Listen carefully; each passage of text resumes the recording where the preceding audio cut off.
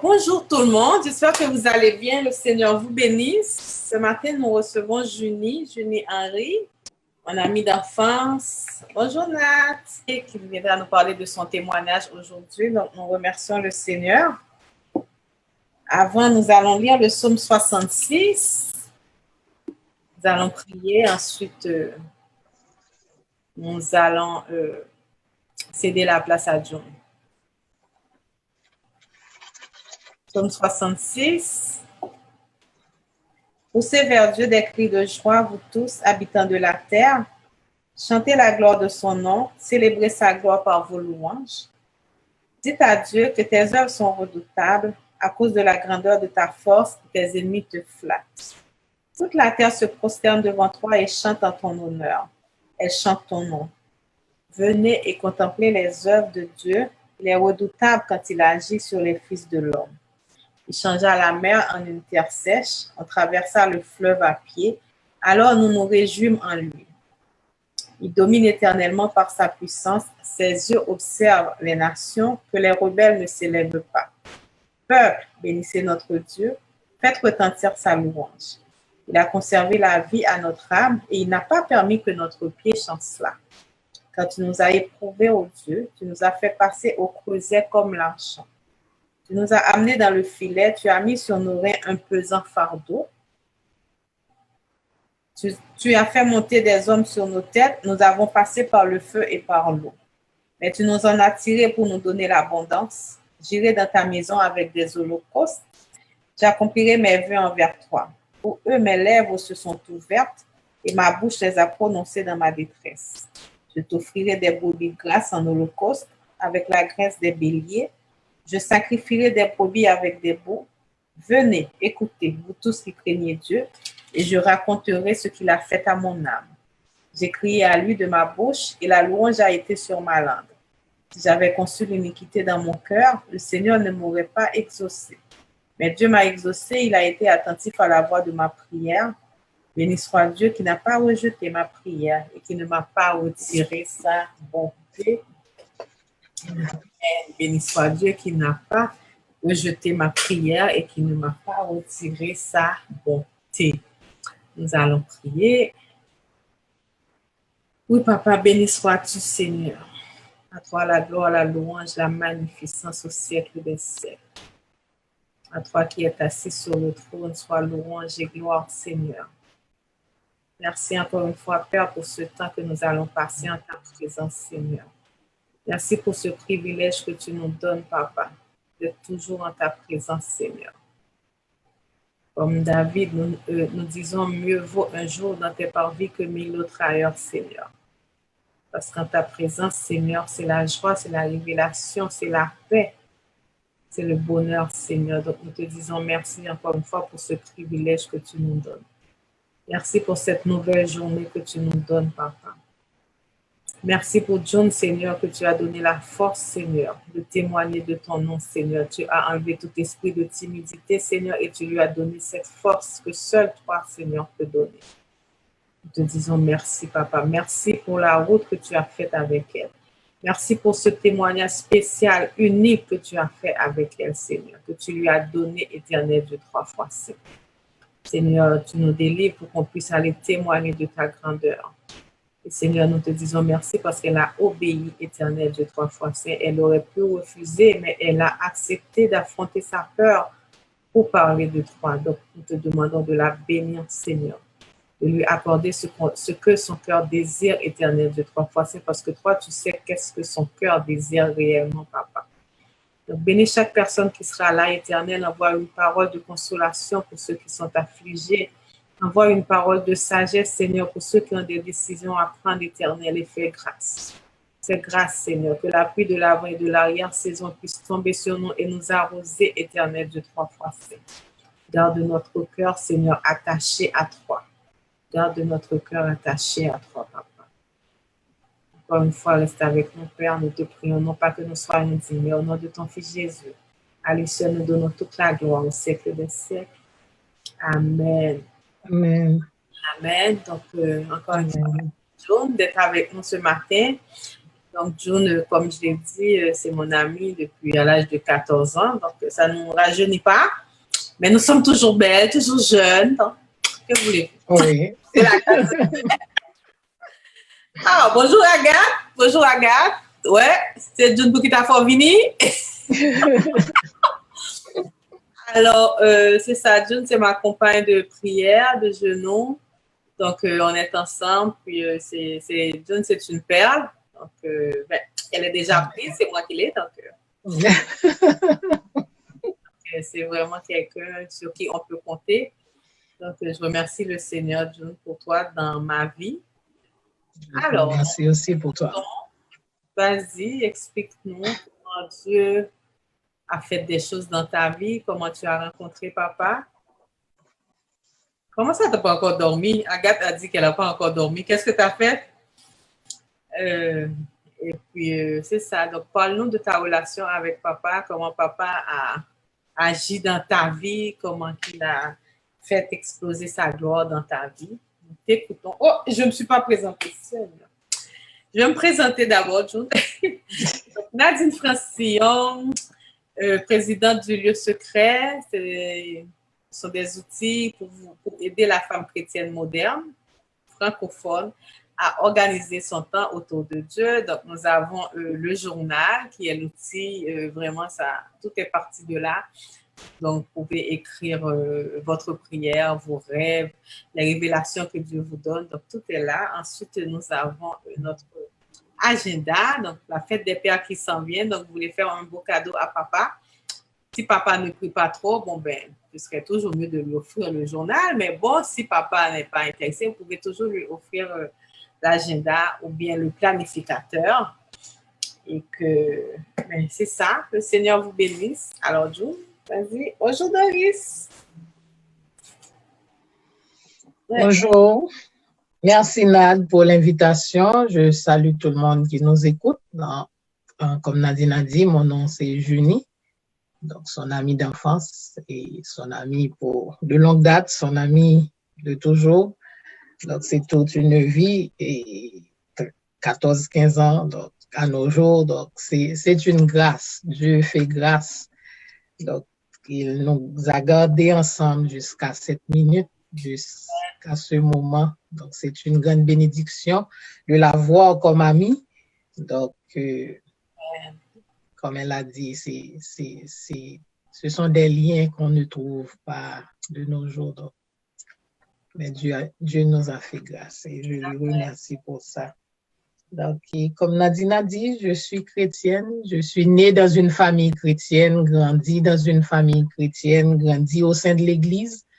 Donc, j'ai participé dès mon jeune âge aux activités de mon Église. Donc, j'ai fait la pépinière, donc la jeunesse adulte. Donc, c'est nos grands mondes. Non, on n'est pas grand monde là. On n'est pas... Non, j'ai bien dit la jeunesse, 14-13 ans, et puis la jeunesse adulte, 25 ans. Donc voilà. Et Nadine, c'est mon compagnon de genoux, ma compagne de prière, donc mon amie.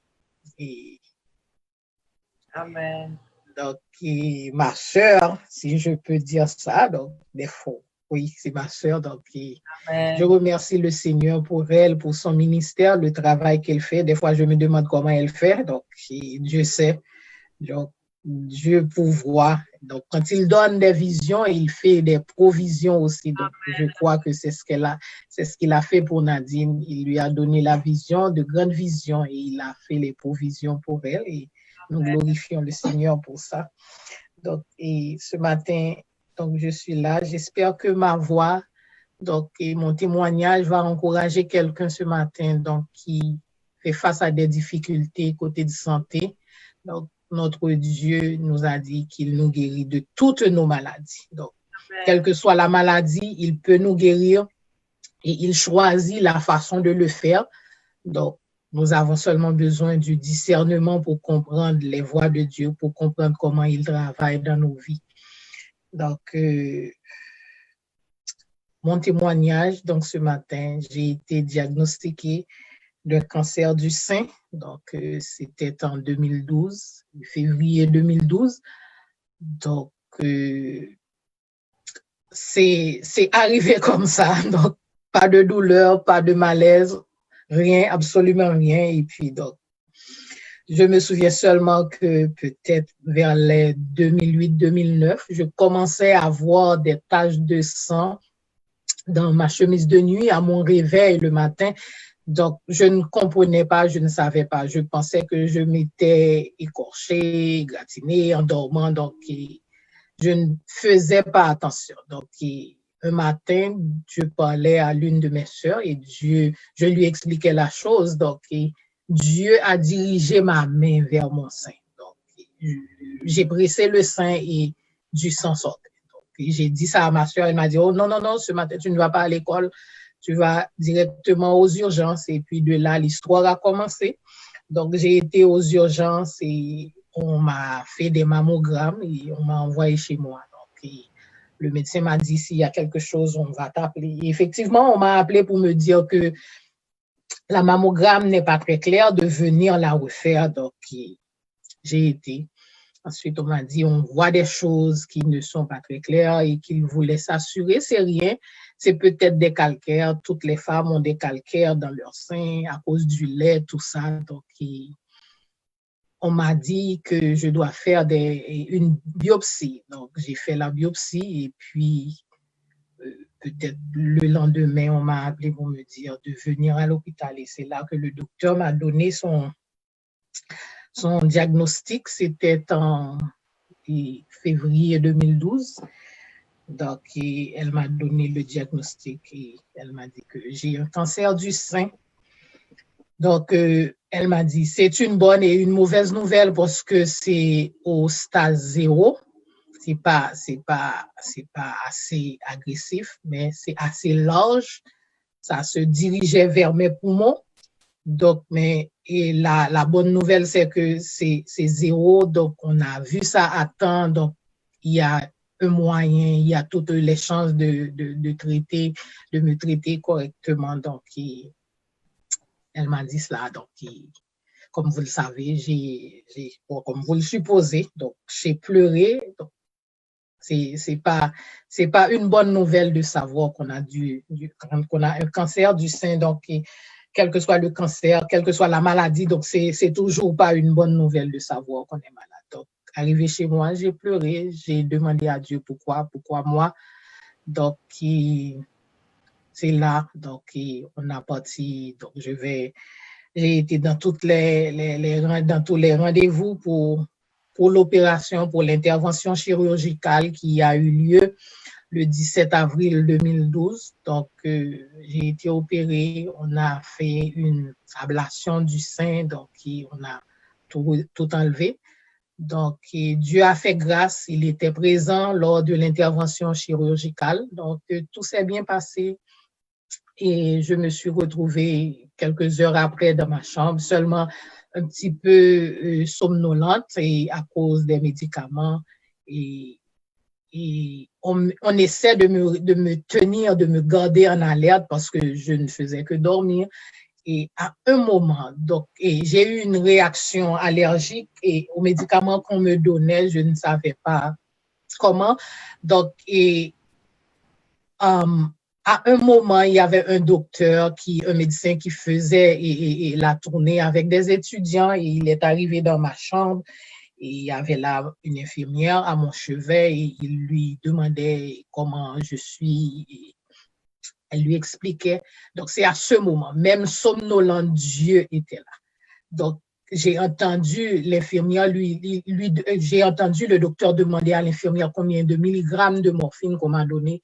Et à ce moment, je me suis réveillée. Non, non, non, non, non, non, je ne veux pas de morphine, je ne veux pas de morphine. Et ils ont réalisé que j'étais alerte. Donc, ils ne comprenaient pas parce que ma tension ne faisait que chuter. Et à chaque fois qu'on essayait de me réveiller, la tension baissait. À chaque fois que j'essayais de me tenir debout, la tension chutait. Donc, c'est à ce moment qu'il a demandé. Et je me suis réveillée. J'ai dit non, je ne veux pas de morphine. Et on m'a donné du Tylenol. Donc, et on m'a dit, mais non, ce ne sera pas suffisant parce que tu vas avoir de fortes douleurs. Tu as besoin de quelque chose beaucoup plus puissant que Tylenol. Et j'ai dit non, je ne veux rien d'autre, donnez-moi le Tylenol. Et je suis restée à l'hôpital peut-être 2 ou 3 jours, rentrée chez moi avec le Tylenol, mais je n'ai eu aucune douleur, absolument rien. Je m'attendais comme ils ont dit, à avoir de fortes douleurs, mais Dieu a pris les douleurs pour moi, j'ai rien ressenti. Je suis allée chez moi et dans les visites médicales après l'opération et j'ai commencé mon traitement et j'ai eu 6 semaines de radiation. Donc, si vous connaissez quelqu'un qui a eu de la radiation, qui a fait de la radiation, certaines personnes ont le médecin m'a dit que j'aurais des douleurs, j'aurais des fatigues, de grandes fatigues et qu'il se pourrait que je perde mes cheveux, donc j'aurais de la nausée, des vomissements, tout ça pendant la radiation. Mais Dieu merci, les 6 semaines se sont écoulées, donc je n'ai absolument rien, absolument rien. Aucune douleur, aucune nausée, je n'ai pas perdu mes cheveux, tout ça. Donc je dis merci au Seigneur parce qu'il était présent. Il fait tout à merveille. Donc, et après la radiation, on m'a prescrit le tamoxifène que j'ai pris pendant 5 ans. Donc, les effets secondaires encore du tamoxifène, le médecin m'a dit, donc, tous les effets secondaires, que se pourrait que tu aies des problèmes et des problèmes d'articulation, des problèmes avec des os, tout ça. Donc, et le plus gros problème du tamoxifène, que ça va me faire de faire la ménopause. Donc, la ménopause précoce, le docteur m'a dit que se pourrait que tu aies la ménopause un peu plus tôt que les autres personnes, que les autres femmes. Donc, et j'ai pris le tamoxifène, je me souviens, arrivé chez moi, elle m'a dit que tu commences demain avec le tamoxifène. J'ai pris le médicament, j'ai prié, j'ai dit, Seigneur, tu as entendu ce qu'a dit le médecin, mais toi, tu es le médecin par excellence, tu prends pour moi, s'il te plaît, les effets secondaires. Donc, j'ai prié, j'ai pris le tamoxifène pendant 5 ans, donc j'étais censée ne pas avoir de règles pendant ces 5 années. Donc, j'ai eu mes règles et j'ai encore mes règles. Le médecin ne comprenait pas. Ça le contrariait parce que pendant ce traitement, je n'étais pas censée avoir mes règles. Mais j'ai eu les règles. Dieu sait pourquoi. Donc, c'était comme ça. Et pendant le traitement du tamoxifène, au commencement du tamoxifène, j'ai eu tous les symptômes d'une ménopause. J'ai eu des bouffées de chaleur, tout qui accompagne la ménopause. Mais Dieu a fait grâce. Il m'a fait grâce. J'ai arrêté le tamoxifène il y a 3 ans. Je suis là, en vie et en santé. Dieu m'a fait grâce. Il m'a touché. Il a tout pris pour moi à la croix. C'est ce qu'il nous a dit. Qu'il a pris nos infirmités à la croix, qu'il a pris nos maladies, qu'il a porté nos douleurs, qu'il s'est chargé de nos fardeaux. Donc, c'est ce qu'il a fait pour moi. Et je remercie le Seigneur. Après, donc, ça fait quand même 2012 à 2020, ça fait 8 ans. 8 ans et 3 ans, et comme on aurait dit, 3 années free, cancer free. Donc, j'ai eu des traitements, j'ai eu des suivis médicaux. Donc, maintenant, je les ai eu et chaque mois, chaque 6 mois, chaque année. Mais maintenant, ça va. Par la grâce de Dieu, Dieu m'a fait grâce. Je suis en vie, en santé et je me porte très, très bien. Par la grâce de Dieu, c'est une bénédiction pour moi et je dois dire que je comprends mieux la grâce de Dieu. Des fois, on prie, on demande à Dieu de faire pour nous certaines choses. Mais Dieu choisit son moyen. Il choisit le moyen qui va faire éclater sa gloire. Certaines personnes, peut-être, ne comprennent pas OK, je ne vois pas quoi, ou je ne vois pas le miracle là, puisque tu as été opéré, la médecine t'a guéri. Oui, c'est vrai, j'ai été opéré. Dieu a choisi que je passe par là. Tout comme il pourrait choisir que je n'aurais pas d'opération. Et il l'a fait juste pour me montrer sa grandeur. Parce que, comme je le disais tantôt, les effets secondaires dont parlaient les médecins. Voilà, tu prends ci, tu fais ci, voilà les conséquences, voilà les effets secondaires. Mais des fois, je me demande, et si c'était une erreur? Parce que tout ce dont les médecins ont parlé, je n'ai rien, je n'ai eu aucun de ces effets secondaires, aucune douleur, rien. Donc, des fois, je me dis, et si c'était une erreur? Mais Dieu me prouve que c'était sa grâce. Il était là avec moi pendant le traitement, pendant l'opération, après le traitement, et il est encore avec moi. Donc, ça m'a montré la grâce de Dieu. Ça m'a fait comprendre la volonté suprême de Dieu, la volonté absolue et la volonté permissive de Dieu pour nous les chrétiens. On peut prier, on peut demander à Dieu, mais il peut répondre, soit maintenant, à temps ou demain. Parce qu'il faut laisser la place pour la volonté permissive de Dieu. Dieu permet que certaines choses nous arrivent, il permet que nous passions par certains chemins, juste rien que pour faire éclater sa gloire. Tu peux prier, tu peux demander à Dieu de faire telle chose pour toi, il le fait comme tu le demandes. Et ça, toute la gloire lui revient. Tout comme il peut choisir un autre moyen de te répondre, toute la gloire lui revient aussi. Je dis toujours cela, si j'étais restée encore en Haïti, je serais morte. Pas parce qu'il n'y a pas de médecin en Haïti, mais je n'allais pas chez le médecin. Je n'aurais pas été voir un médecin. Peut-être au moment où j'allais ressentir des douleurs, ce serait peut-être trop tard. Mais Dieu a fait que je laisse mon pays après le tremblement de terre, que j'ai décidé de venir ici. Donc, il savait pourquoi. Je dis toujours cela, le tremblement de terre, c'était rien que pour moi, pour me faire décider de partir. J'attendais une résidence qui ne venait jamais. Donc, après le tremblement de terre, c'est arrivé un mois, j'ai eu ma résidence un mois après. Malgré cela, j'hésitais encore et Dieu continuait à me parler, à me décider, à me faire décider de partir. Il savait pourquoi. Parce qu'il avait un plan pour moi, plus grand que celui que j'avais de rester en Haïti. Mais Dieu savait ce qu'il faisait, ce qu'il voulait faire de moi. Donc, toute la gloire lui revient parce qu'il sait ce qui est bon pour chacun de nous. Amen. Amen, amen. Mais c'est ça, c'est vraiment ça qu'il faut que les gens retiennent, c'est que Dieu choisit ses moyens. Il faut pas dire à Dieu, voilà comment tu dois me guérir. L'important, c'est que Dieu te guérit. Il peut choisir de passer par un médecin, il peut choisir de passer par quelqu'un qui va venir prier pour toi, ou bien il peut choisir même de t'opérer pendant que tu dors. Oui. Donc, Dieu, vraiment, il choisit comment il fait. Donc, c'est pas à nous d'imposer à Dieu sa façon de nous guérir. Et c'est ça qu'il faut que les chrétiens apprennent ça, parce que je connais des gens, je me rappelle une fois au Burkina, il y a une dame qui est morte et puis donc tout le monde disait oui, mais elle avait confiance en Dieu que Dieu allait la guérir, tout ça. Donc elle n'a jamais été chez le médecin, elle a jamais rien fait. Mais j'ai même la fille de maman Lolotte qui est morte là, qui vient juste de mourir, puis c'est encore la même chose. Dieu va me guérir, je vais pas aller chez les médecins parce que Dieu va me guérir, je sais que Dieu va me guérir. Et elle avait la foi là, c'est pas qu'elle n'avait pas la foi.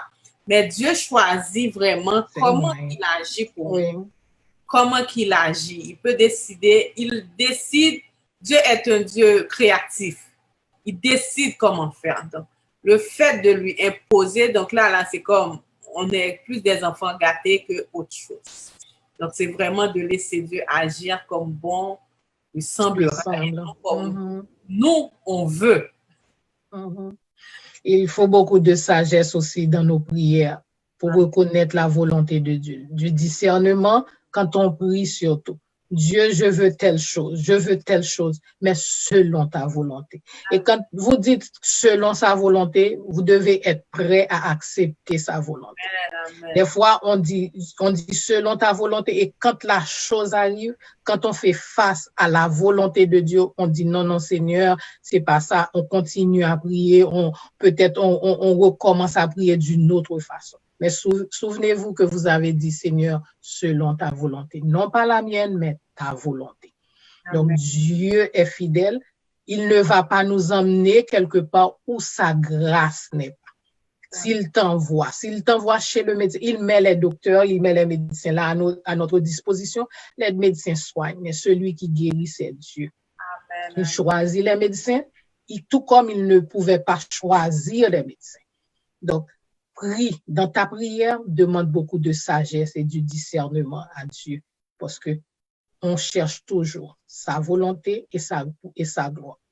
Donc, c'est ce qui est essentiel, la volonté de Dieu et la gloire de Dieu. Tout dans notre vie doit être pour la gloire de Dieu. Que nous crions, que nous rions, que nous soyons heureux, mais acceptons la volonté de Dieu, parce qu'il sait ce qui est meilleur pour nous, ce qui est bien pour nous. Peut-être que si je n'avais pas eu mon opération, je ne sais pas. Peut-être que je n'allais pas comprendre vraiment la grâce de Dieu. Parce que entendre les médecins vous expliquer les effets secondaires, lire, parce que j'ai fait des recherches aussi sur Google, j'ai mis le nom du médicament, j'ai lu des livres et vous entendez des personnes témoigner, vous dire que voilà, oui, j'ai eu la radiation, voilà ce qui m'est arrivé, je ne pouvais pas me tenir, je ne pouvais rien faire, voilà. Et vous avez passé par tout cela. Et votre situation est différente de celle de cette personne. Donc, vous vous questionnez, pourquoi moi? Qu'est-ce qu'il y a de différent entre moi et cette personne? Donc, Dieu, il est fidèle. Il choisit ses enfants. Il fait des choses différentes. Ce qu'il a fait pour Nadine, il ne va pas la faire pour moi. Donc, il nous traite différemment, mais toujours avec le même amour, parce qu'il est le Dieu d'amour. Amen. Donc, je vais te poser encore la même question que ce matin. Est-ce que quand tu as eu ton ablation, est-ce que tu n'as pas eu un moment où tu as dit à Dieu, pourquoi tu as permis ça? Pourquoi tu as permis qu'on m'enlève ça? Ma féminité, Pourquoi tu as permis ça? Oui, j'ai posé cette question à Dieu. Je lui ai demandé pourquoi. Pourquoi cette situation? Pourquoi on doit enlever le sein? Parce qu'il y a certaines personnes qui ont eu des problèmes. On a juste enlevé une partie, mais pour moi, c'était l'ablation. Mais Dieu sait pourquoi.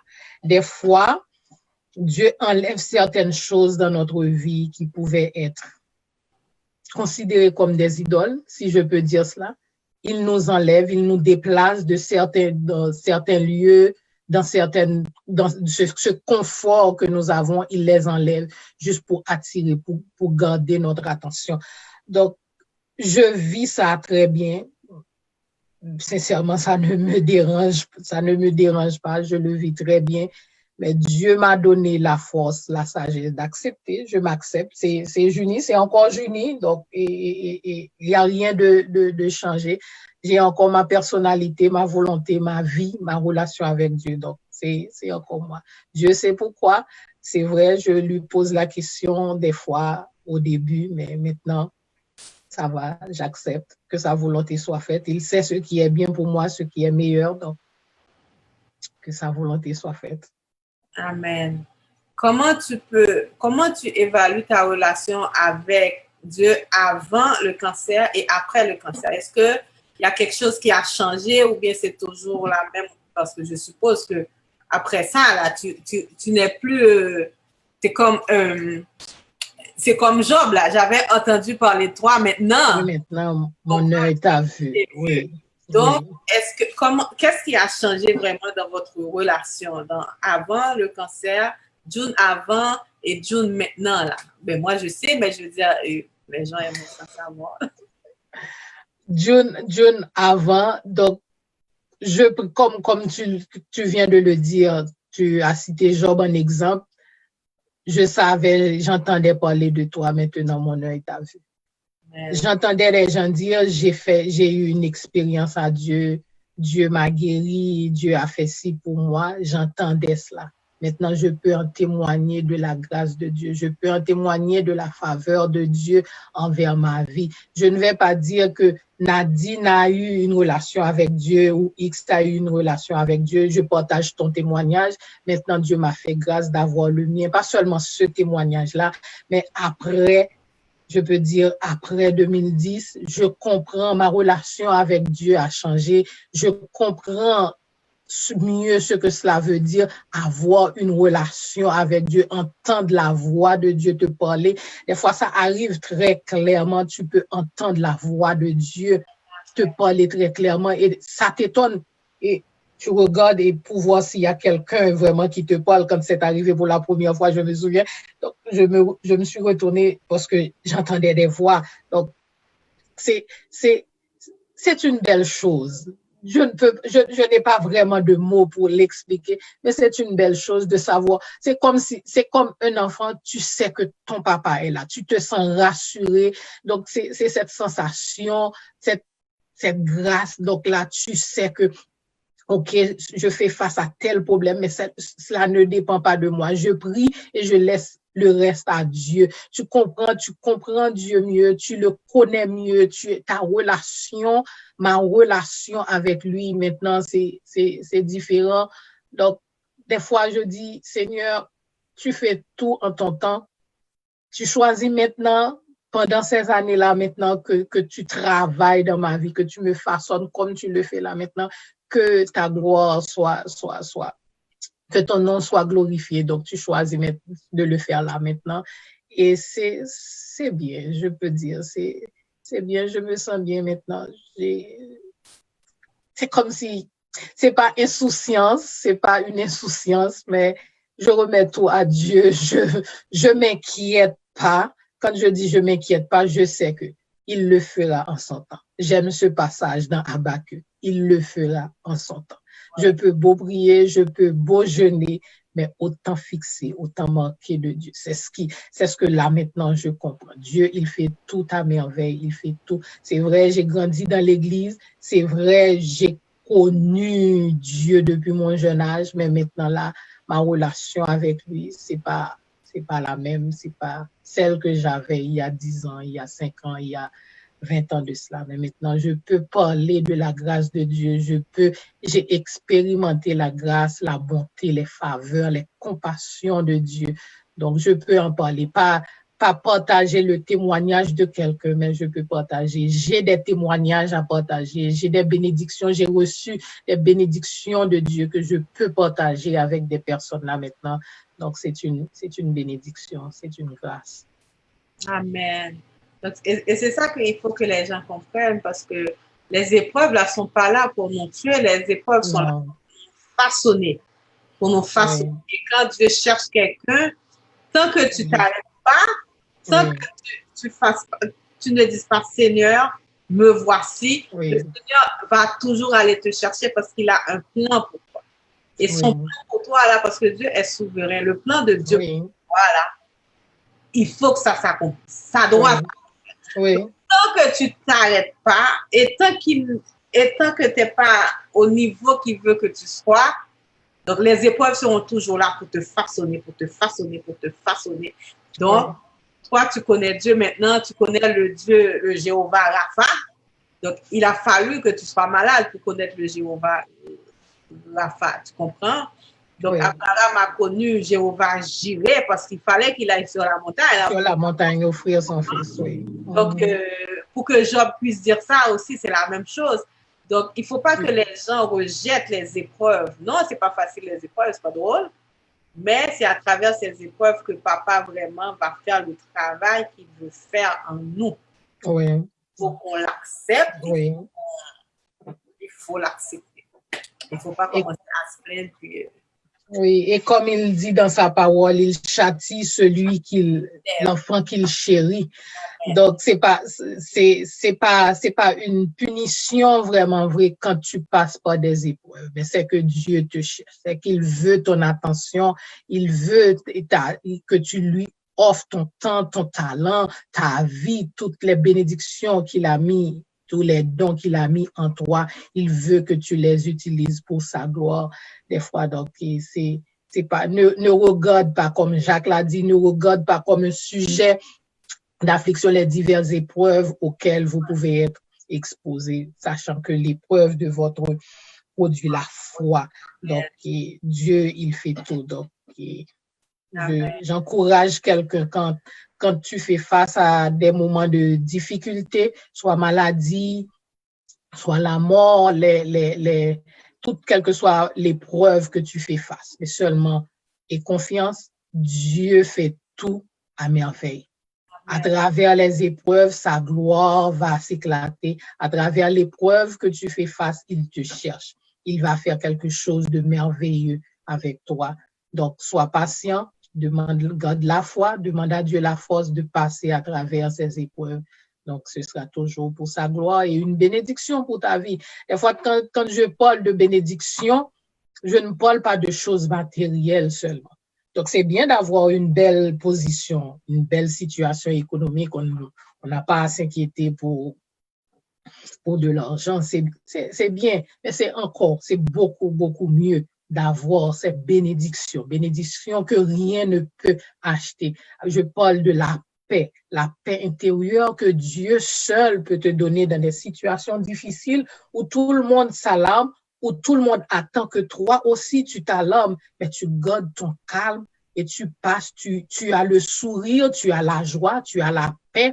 Donc, pour moi, c'est une grande bénédiction. C'est beaucoup plus que d'avoir une fortune, donc, et de ne pas s'inquiéter, mais la paix intérieure, la quiétude d'esprit, le sommeil, la joie que Dieu apporte dans ta vie malgré les épreuves.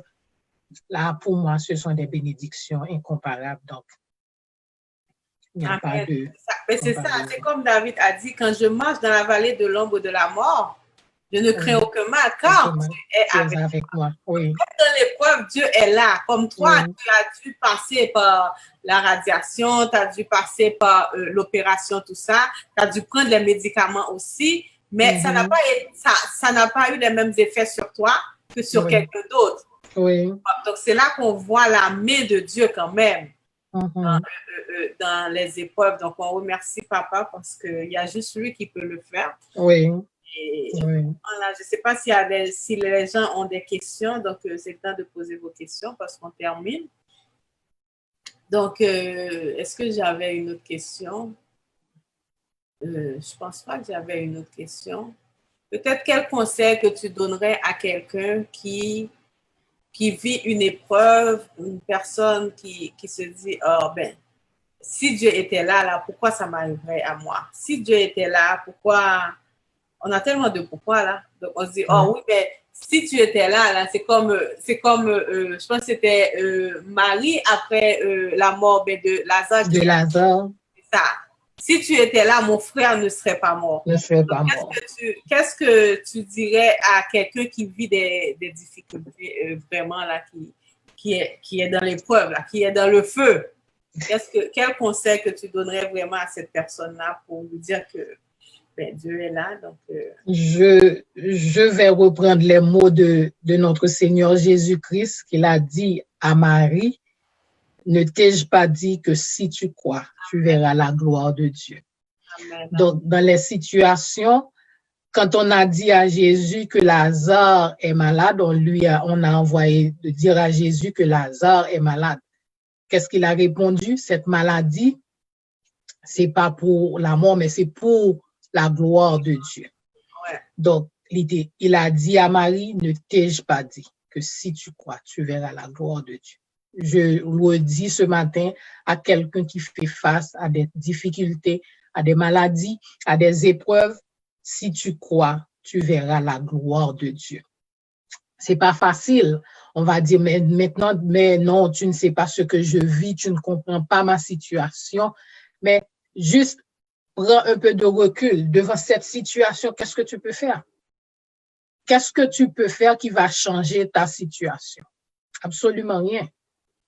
Tu vas essayer de contacter un ami, de parler à des gens, mais est-ce que cela va résoudre ton problème? Je ne pense pas. La meilleure solution, la meilleure chose à faire, c'est de se confier à Dieu. Seigneur, voilà le diagnostic, voilà la situation, je ne peux rien faire. mais je te l'apporte. Je sais que toi, tu peux tout. Tu peux tout faire parce que c'est ce que tu as dit dans ta parole. Tu prends soin de nous. Tu nous guéris de toutes nos maladies, pas seulement de certaines. Il n'a pas dit de certaines maladies qu'il peut te guérir et qu'il peut guérir ton diabète, qu'il peut guérir ton hypertension, mais le cancer, qu'il ne peut pas le guérir. Non, il a dit toutes tes maladies. Toutes tes maladies, sans exception aucune. Toutes tes maladies. Dans ta situation, c'est peut-être pas la maladie. Dans ton foyer, le mari, les enfants, la femme, tu as des problèmes, plus de communication, il peut. Mais il faut que tu crois. Si tu crois, tu verras la gloire de Dieu. C'est ça seulement qu'il faut. Croire en Dieu. Tu pries, tu lui remets les problèmes, tu lui remets la maladie, le diagnostic, quelle que soit la situation, et tu crois. Point final.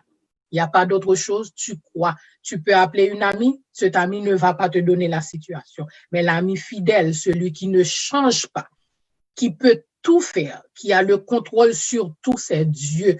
Rentre dans ta chambre, prie, et tu oublies, tu remets la chose, la situation à Dieu, tu lui fais confiance. Comme il a dit à Marie, si tu crois, tu verras la gloire de Dieu. Et Marie a vu la gloire de Dieu quand Jésus-Christ a ressuscité Lazare. Donc, ce Lazare qui est dans ta vie, Jésus-Christ va le ressusciter. Il a le pouvoir de le ressusciter, mais seulement tu dois croire. Croire au Seigneur Jésus-Christ et tu verras sa gloire. C'est ce que je peux dire à quelqu'un ce matin. J'ai cru, j'ai vu sa gloire, je crois, je verrai sa gloire. Donc, toi aussi, tu dois croire et tu verras la gloire de Dieu. Amen, amen. Donc, la dernière question, c'est que tu es ma partenaire de prière. Donc, est-ce que tu peux expliquer aux gens l'importance, parce que ça fait quand même quelques années qu'on prie ensemble, l'importance d'avoir ce partenaire de prière, ce compagnon pour nous accompagner dans notre marche avec Papa sur cette terre. OK. Un compagnon de prière, c'est quelque chose de bien. Donc, tu sais, tu n'es pas seul. Tu as quelqu'un sur qui tu peux compter. Tu peux appeler, quelle que soit l'heure du jour ou de la nuit. Tu partages et tu sais que ce que tu partages, c'est toi. Cette personne est Dieu. Ça va rester là. Et après, cette personne va continuer à prier pour toi. Cette personne se fait des soucis, se soucie de ton bien-être. Donc, c'est quelque chose de bien. Tu ne vas pas faire pile ou face. Oh, OK, j'ai des amis, laisse-moi choisir. OK, je choisis un tel ou une telle comme compagnon de prière. Mais pour avoir une compagnon de prière, vous devez partager le même désir, la même envie, l'envie de plaire à Dieu, de connaître Dieu, de prier ensemble, de passer du temps dans la lecture. Tu as des questions, tu sais que tu peux poser la question à cette personne aussi te pose des questions, on partage. Il y a une connexion entre toi et cette personne. Quelqu'un pouvait être ta meilleure amie, mais ne peut pas être ton compagnon de genoux. Donc, pour avoir un compagnon de genoux, il faut avoir le même désir, une connexion spirituelle avec cette personne. Vous partagez le même désir de connaître Dieu. Donc, demande à Dieu de te guider dans ton entourage, de choisir pour toi, de te diriger vers quelqu'un qui va te supporter, qui va t'aider, qui va t'encourager à grandir et spirituellement. Donc, c'est ce que je peux dire à quelqu'un. Prie pour Dieu, prie Dieu pour cela, pour qu'il te dirige, pour qu'il t'envoie cette personne, ce compagnon du genou. C'est une bonne chose d'avoir non seulement une amie, mais un compagnon du genou pour quelqu'un avec qui tu peux partager tes inquiétudes dans la prière. Amen, amen. Donc, Doris a dit que Dieu lui a donné son partenaire récemment, donc gloire à Dieu. Elle écrivait déjà son nom dans son journal, alors gloire à Dieu. Donc, oui, Yol dit que Dieu est en contrôle de toutes choses. Exactement, Papa est en contrôle. Il n'y a pas de doute. Bonjour, Rabia, ça va bien? Donc, merci, June. Merci beaucoup parce que tu as pris ce temps-là pour venir nous parler de ton témoignage et vraiment, j'espère que... moi, je vous le dis pas tout le temps, mais je vous invite quand même à partager les vidéos pour les témoignages, même si vous ne partagez pas les prières, mais au moins les témoignages, parce qu'on ne sait jamais qui Dieu va toucher, qui vit les mêmes difficultés, puis qui se pose des questions, qui dit peut-être que Dieu n'est pas là. Si Dieu était là, ça ne m'arriverait pas. Si Dieu était... Donc, ils ont toutes des questions, comme qu'on a vu avec Svens, qui était dans la délinquance, vendeur de drogue, tout ça. Peut-être qu'il y a des jeunes qui vivent ça, et c'est sa tante qui intercédait pour lui depuis son plus jeune âge, qui a continué d'intercéder. Donc, Dieu s'est servi de sa tante pour le sortir de là. Donc, maintenant, c'est un jeune qui est tellement extraordinaire, qui parle de la grâce de Dieu partout où il va, et surtout auprès des jeunes. Ensuite, nous avons eu Leslie qui était dans la sorcellerie, dans l'occultisme, tout ça, et que Dieu a pris aussi elle et son mari. Nous avons eu hier Mariama qui nous a parlé de sa rencontre avec Dieu, qui subissait des oppressions sataniques, tout ça, et que depuis sa rencontre avec Dieu, là, c'est une autre femme. Nous avons eu June aujourd'hui qui nous a parlé comment Dieu l'a guérie. Elle a passé par toutes les étapes, mais Dieu l'a guérie. Donc, c'est vraiment, je vous invite vraiment à partager ces vidéos parce qu'il y a quelqu'un certainement qui a besoin d'entendre cette parole-là et que Dieu peut agir. Dieu peut agir. Parce que Job nous dit, Dieu parle tantôt d'une manière, tantôt d'une autre. On ne sait pas. C'est comme ça qu'on peut vraiment, c'est comme ça qu'on peut évangéliser. On n'a pas besoin d'aller voir la personne comme on a vu hier avec Mariama, avec l'amour. On partage une vidéo, on dit à la personne, je pense que, écoute cette vidéo, peut-être que tu vas trouver une parole, écoute... Donc, c'est comme ça qu'on partage l'évangile.